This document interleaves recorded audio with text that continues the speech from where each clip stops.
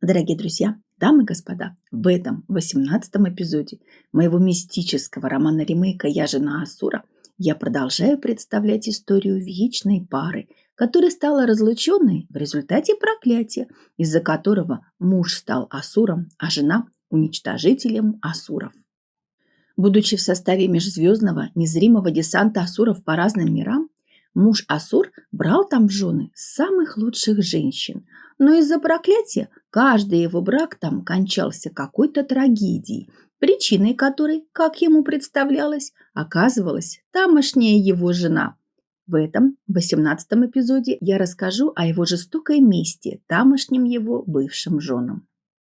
Итак, в этом романе-ремейке «Я жена Асура», я вечная жена, у меня есть вечный муж, и мы с ним вечная пара, оказавшаяся разлученной в результате проклятия, из-за которого мой вечный муж стал Асуром, а я уничтожителем Асуров. Проклятие, разлучившее нас с моим вечным мужем, не позволяло моему вечному мужу иметь долгую счастливую семейную жизнь ни с какой из женщин, какой бы чудесной и максимально подходящей ему она ни была. Каждый его брак с любой из женщин заканчивался жестоким крахом, и так как причиной этого, как ему представлялось, оказывалась тамошняя его жена, он решал, что она должна очень дорого заплатить за это, а также за все годы, проведенные с ним, и вернуть ему, причем с лихвой, потраченные на нее. Он решал, что он выкачает с нее всю ее удачу и вбросит в нее чужие беды, чтобы она, оставшись без своей удачи, без своих благочестивых заслуг, да еще под тяжестью чужих бед, упала в самые низы общества, познала крах всех своих желаний и была унижена всеми.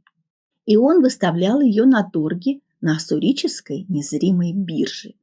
В его деловое предложение на этой торговой незримой бирже входила и выкачка с нее ее благочестивых заслуг, ее удачи, и вбрасывание в нее чужих греховных реакций, чужих бед. И как раз за вброс в нее своих бед асуры больше всего и платили ему звонкой монетой. Ведь кому хочется отрабатывать свои греховные реакции? Никому. Всем охота лишь наслаждаться и быть на коне. А асуры хорошо освоили способ избегать отработки своих греховных реакций. Там все просто. Надо просто найти того, в кого можно на законных основаниях, воспользовавшись каким-нибудь проколом в соблюдении вселенских законов, эти греховные реакции скинуть как в мусорку и переложить на него отработку своих греховных реакций. И для этого в том числе и нужен асурам их межзвездный десант по другим мирам.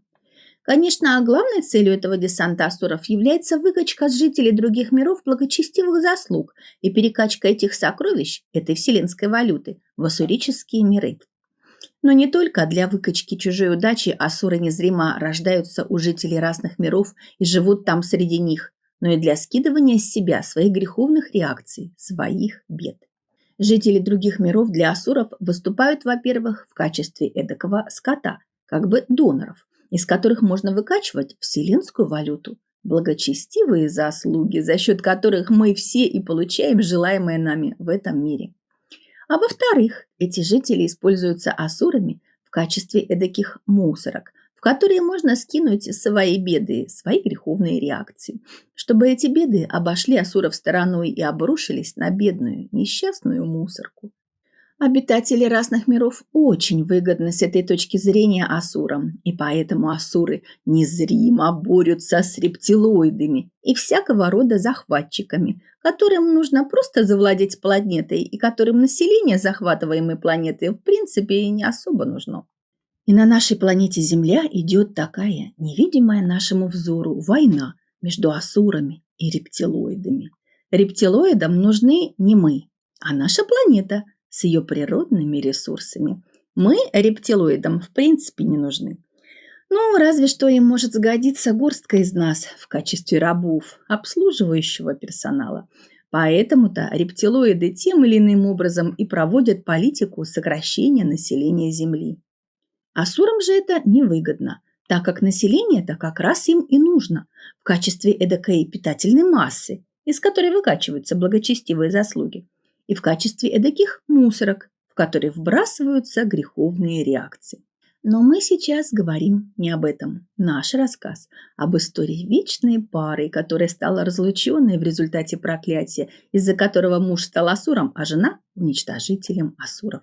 Так вот, муж Асур решал, что его бывшая жена, именно из-за которой, как он считал, он пережил унижение и их семья рухнула, должна очень дорого заплатить, с лихвой вернув потраченные на нее деньги, нервы, время, средства.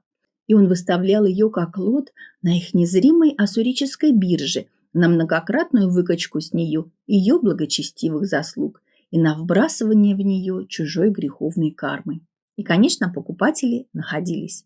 Многие асуры покупали незримые сеансы с нею, которые, конечно же, проходили совершенно незамеченными ею, так как все происходило на расстоянии, на энергетическом подключении.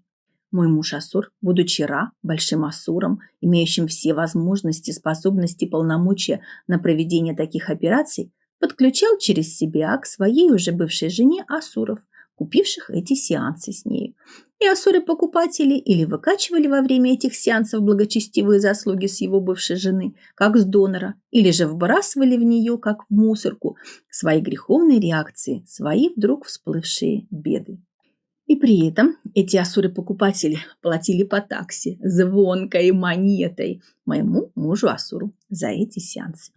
Благодаря этому мой муж Асур и получал моральную сатисфакцию и возвращал потраченные на свою уже бывшую жену средства.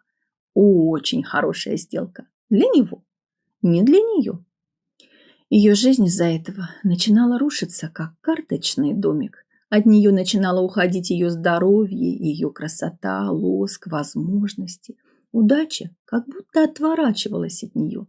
Она начинала терять близких ей людей, друзей и близких, и оставалась совсем одна. На нее одна за другой наваливались все напасти, и она опускалась на дно жизни. До этого она была аристократической, респектабельной, высокообразованной, чудесной, обаятельной женщиной из высшего света, довольной жизнью, считавшей, что каждая женщина рождена для счастья, и уж она-то этого точно достойна. У нее было крепкое здоровье, богатство, удача, шикарные жизненные условия, дорогое жилье, слуги и штат помощников. Она держала в своих руках чуть ли не бразды мира. Она была красивой, женственной, интересной и притягательной, но вдруг, как бы по стечению обстоятельств, она начинала катиться по наклонной, теряла все, что у нее было, и превращалась в отверженную особу, проклятую миром и махнувшую на все рукой, в том числе и на себя.